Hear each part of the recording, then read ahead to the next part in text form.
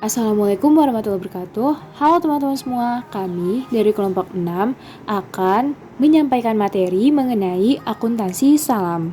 Sebelumnya, kelompok kami terdiri dari Rosi Dewi Apriliani, Dwi Asmarani Ramdhani, dan Aisyah Nuratifah Lubis.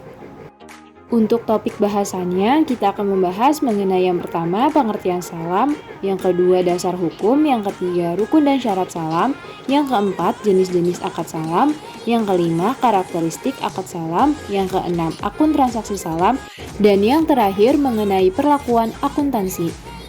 Yuk, langsung aja kita lihat materinya bareng-bareng. Yang pertama yaitu pengertian bai as-salam.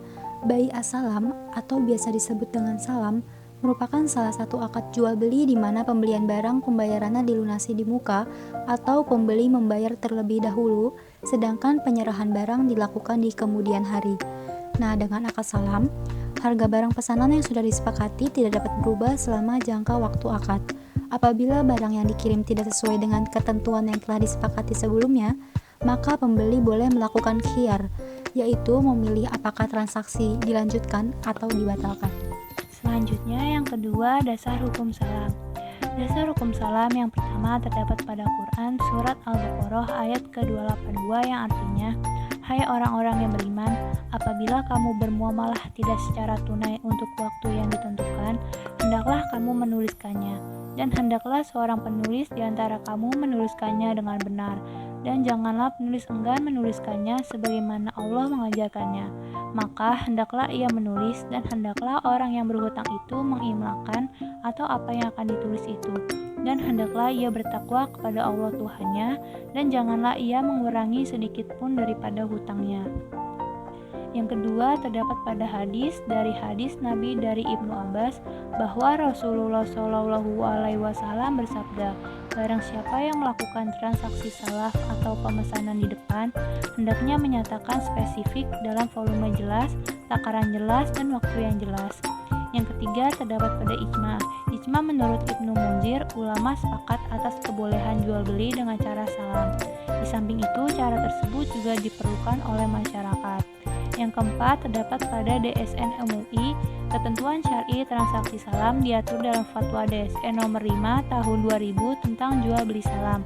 Fatwa tersebut mengatur tentang ketentuan pembayaran, barang, salam paralel, waktu penyerahan, dan syarat pembantalan kontrak. Rukun-rukun salam pun meliputi yang pertama transaktor yakni pembeli atau muslam dan penjual atau muslam ilaih. Yang kedua objek akad salam berupa barang dan harga yang diperjualbelikan dalam transaksi salam. Yang ketiga ada ijab qabul yang menunjukkan pernyataan kehendak jual beli secara salam baik berupa ucapan ataupun perbuatan. Yang ketiga yaitu rukun dan syarat salam. Selanjutnya ada rukun salam, terdiri dari 3 yaitu pelaku, objek akad berupa barang yang akan diserahkan, dan ijab kabul atau serah terima. Selanjutnya yang keempat ada syarat salam. Syarat salam terdiri dari 3, yang pertama pihak yang berakad, yang kedua keridoan antara dua belah pihak, dan yang ketiga cakap hukum. Yang keempat jenis-jenis akad salam. Ada 2 jenis akad salam. Yang pertama, akad salam biasa, merupakan transaksi jual beli di mana barang yang diperjualbelikan belum ada ketika transaksi dilakukan. Pembeli melakukan pembayaran di muka, sedangkan penyerahan barang baru dilakukan di kemudian hari. Yang kedua, yaitu akad salam paralel. Adalah pelaksanaan 2 transaksi salam, yaitu antara pemesan, pembeli, dan penjual, serta antara penjual dengan pemasok atau supplier atau pihak ketiga lainnya. Hal ini terjadi karena ketika penjual tidak memiliki barang pesanan dan memesan kepada pihak lain untuk menyediakan barang pesanan tersebut. Salam paralel dibolehkan asalkan akad salam kedua tidak tergantung pada akad pertama, yaitu akad antara penjual dan pemasok tidak tergantung pada akad antara pembeli dan penjual. Jika saling tergantung atau menjadi syarat, maka hal ini tidak diperbolehkan atau terjadi ta'alua. Selanjutnya ada karakteristik akad salam. Yang pertama, entitas atau bank syariah dapat bertindak sebagai pembeli dan atau penjual dalam suatu transaksi salam. Yang kedua, salam paralel dapat dilakukan dengan syarat yaitu akad antara entitas atau bank syariah sebagai pembeli dan produsen atau penjual terpisah dari akad antara bank syariah sebagai penjual dan pembeli akhir. Lalu, kedua akad tidak saling bergantung. Selanjutnya, karakteristik akad salam yang ketiga yaitu spesifikasi dan harga barang pesanan disepakati oleh pembeli dan penjual di awal akad, atau harga barang tidak boleh berubah selama jangka waktu akad. Yang keempat, barang pesanan harus diketahui karakteristiknya secara umum yang meliputi jenis, spesifikasi teknis, kualitas, dan kuantitasnya. Dan yang terakhir, alat pembayaran harus diketahui jumlah dan bentuknya, baik berupa kas, barang, atau manfaat. Lalu selanjutnya ada akun transaksi salam, dibagi menjadi dua, yang pertama akun pada akuntansi pembeli, dan yang kedua akun pada akuntansi penjual. Untuk akun pada akuntansi pembeli dibagi menjadi dua. Yang pertama, akun laporan posisi keuangan, berisi piutang salam, persediaan atau aset salam, dan piutang kepada produsen. Yang kedua, akun laporan laba rugi, berisi tentang keuntungan penyerahan aset salam, kerugian penyerahan aset salam, kerugian salam dan keuntungan salam, penerimaan modal yang berupa kas maupun non-kas. Selanjutnya, untuk akun pada akuntansi penjual terdiri dari dua. Yang pertama, akun laporan posisi keuangan atau neraca yang terdiri dari hutang salam atau kewajiban salam, persediaan atau aset salam, dan hutang kepada LKS. Selanjutnya, akun-akun laporan laba rugi terdiri dari keuntungan penyerahan aktiva, kerugian penyerahan aktiva, kerugian salam, dan yang terakhir keuntungan salam. Yang ketujuh, ada perlakuan akuntansi sesuai dengan PSAK 103. Yang pertama, akuntansi untuk pembeli. Dibagi menjadi A. Pengukuran piutang. Piutang salam diakui pada saat modal usaha salam dibayarkan atau dialihkan kepada penjual. B. Pengukuran modal usaha salam. Yang pertama, modal salam dalam bentuk kas diukur sebesar jumlah yang dibayarkan. Sebagai contoh, pembeli menyepakati pemesanan beras jenis IR54 kadar air 15% sebanyak 1 ton dan menyerahkan modal salam senilai 500 juta rupiah. Maka untuk contoh jurnalnya, piutang salam bertambah senilai 500 juta rupiah dan kas berkurang senilai 500 juta rupiah. Yang kedua, modal salam dalam bentuk aset non-kas diukur sebesar nilai wajar. Selisih antara nilai wajar dan nilai tercatat diakui sebagai keuntungan atau kerugian pada saat penyerahan modal. Sebagai contoh, pembeli menyepakati pembelian beras jenis IR54 kadar air 15% sebanyak 1 ton. Pembeli menyerahkan modal salam berupa mobil dengan nilai wajar 500 juta rupiah sedangkan nilai tercatatnya 550 juta. Maka, untuk jurnalnya, piutang salam bertambah sebesar 500 juta, kerugian bertambah sebesar 50 juta, dan aset non-kas berkurang sebesar 500 juta rupiah. Lalu, contoh lain apabila nilai wajar lebih besar dari nilai tercatat. Pembeli menyepakati pembelian beras jenis IR54 kadar air 15% sebanyak 1 ton. Pembeli menyerahkan modal salam berupa mobil dengan nilai wajar 500 juta rupiah, sedangkan nilai tercatatnya 450 juta. Untuk contoh penjurnalannya, piutang salam bertambah 500 juta rupiah, aset non-kas berkurang 450 juta rupiah, dan keuntungan berkurang 50 juta rupiah. Selanjutnya yaitu penerimaan barang pesanan. Seperti yang tadi dibahas bahwa di akhir akad salam ini akan ada beberapa kondisi, yaitu bisa jadi barang yang dipesan oleh pembeli tersebut sesuai dengan kesepakatan, dan bisa jadi barang yang dipesan tersebut ketika diterima barang tidak sesuai dengan kesepakatan. Bisa lebih bagus kualitasnya atau bisa lebih rendah kualitasnya, dan si pembeli mempunyai kewenangan apakah dia mau menerimanya atau menolaknya. Nah, lalu bagaimana cara pencatatannya? Jika barang pesanan diterima sesuai dengan akad, seperti pada contoh soal berikut, di mana pembeli menerima barang yang telah dipesan, yaitu beras jenis IR54 dengan kadar air sebesar 15% sebanyak 1 ton. Penjurnalannya yaitu, maka aset salamnya bertambah karena ini adalah beras atau barang dagangan, berarti persediaan barang dagang 500 juta, dan untuk memudahkan, maka disebut aset salam. Jadi, aset salam bertambah sebesar 500 juta, piutang salam berkurang 500 juta, Dan ini kalau memang barang yang diterima oleh pembeli itu sesuai dengan yang dia pesan atau sesuai dengan kesepakatannya. Yang kedua, jika barang pesanan diterima berbeda kualitasnya, bisa jadi lebih rendah atau lebih tinggi dengan yang sudah disepakati. Seperti pada contoh soal berikut, karena kadar airnya 12%, maka kualitasnya lebih bagus. Sehingga jurnalnya, aset salam bertambah 500 juta, piutang salam berkurang 500 juta. Kalau kualitas barang yang diterima lebih tinggi atau lebih bagus, maka dicatat sesuai dengan nilai akad salamnya. Tapi jika kualitas barang yang diterima lebih rendah, maka kerugiannya kita anggap dan harus diakui kerugiannya. Adapun ketentuan yang perlu diperhatikan bahwa kalau kualitas barang lebih tinggi, maka si pembeli harus mencatatnya sebesar nilai akad yang awal. Tapi jika kualitasnya lebih rendah, maka si pembeli harus mengakui kerugian salam. Karena aset persediaan ini atau si beras ini harus diakui pada nilai wajarnya. Jadi kalau nilainya lebih rendah harus diakui sebagai penurunan nilai. Oleh karena itu harus mengakui kerugian salam.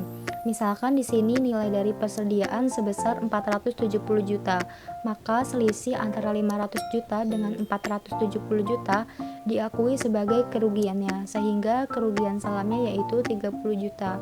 Piutang salamnya dikurangi sesuai dengan kesepakatan awal. Yang ketiga, jika kuantitas barang pesanan diterima sebagian saja.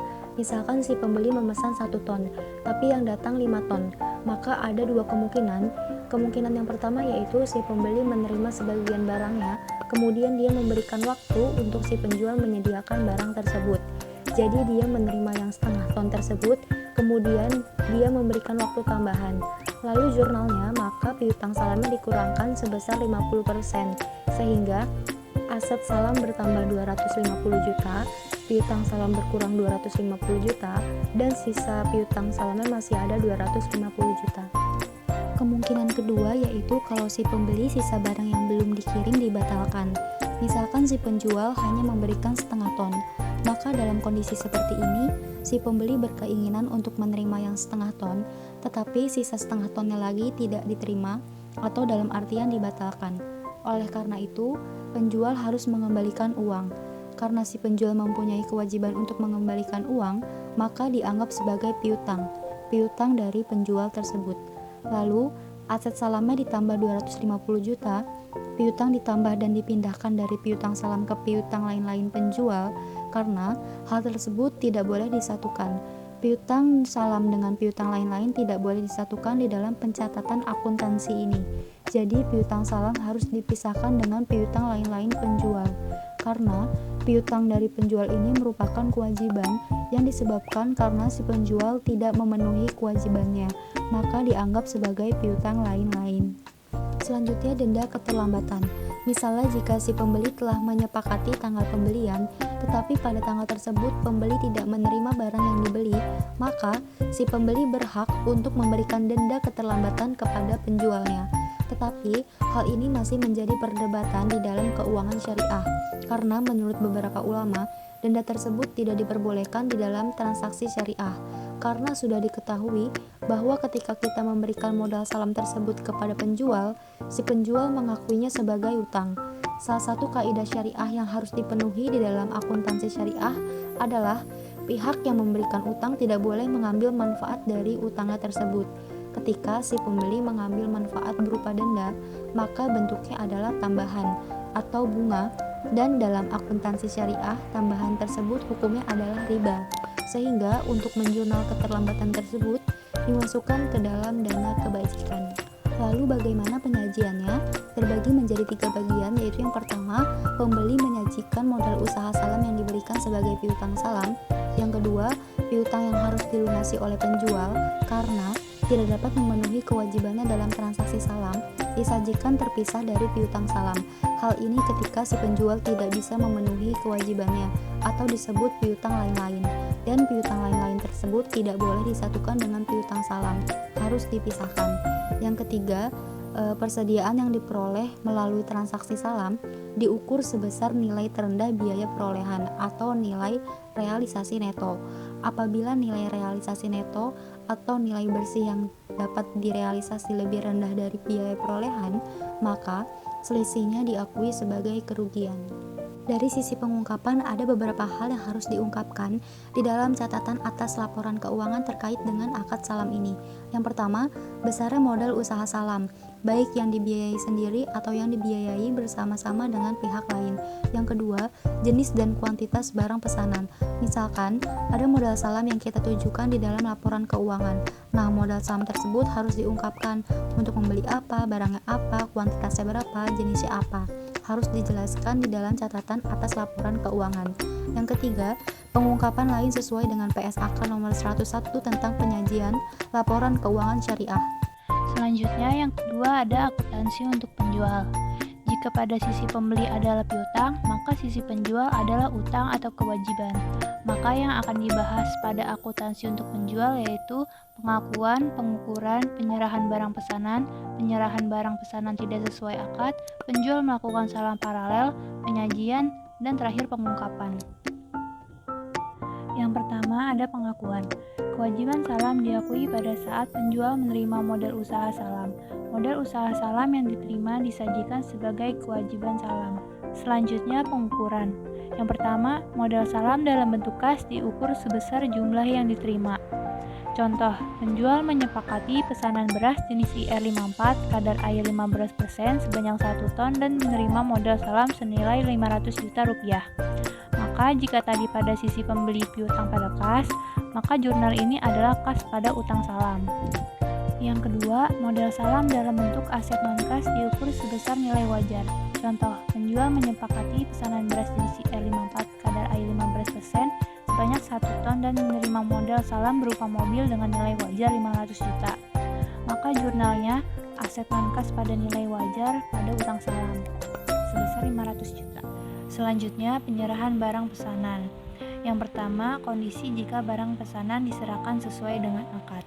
Contoh, penjual menyerahkan barang yang telah dipesan yaitu beras jenis IR54 kadar air 15% sebanyak 1 ton. Maka jurnalnya adalah utang salam pada penjualan, yakni utang salam berkurang, penjualan bertambah. Ini kalau sesuai dengan kesepakatan. Selanjutnya, bagaimana kalau penyerahan barang pesanan tidak sesuai akad? Contoh, jika kuantitas barang pesanan diterima sebagian saja. Misalkan hanya setengah tonnya yang diterima, maka yang dijurnal hanya setengahnya saja sesuai dengan yang diberikan. Ini dalam kondisi si pembelinya ini sepakat untuk memberikan tambahan waktu. Maka jurnalnya adalah utang salam pada penjualan yaitu sebesar 250 juta. Selanjutnya, bagaimana kalau si pembeli mengatakan bahwa saya terima yang setengah ton ini, tetapi yang setengahnya lagi saya batalkan. Maka yang setengahnya lagi harus dikembalikan. Maka setengahnya lagi dianggap sebagai hutang-utang kita kepada pembeli. Maka jurnalnya adalah utang salam berkurang, penjualan bertambah, utang lain-lain, pembeli bertambah.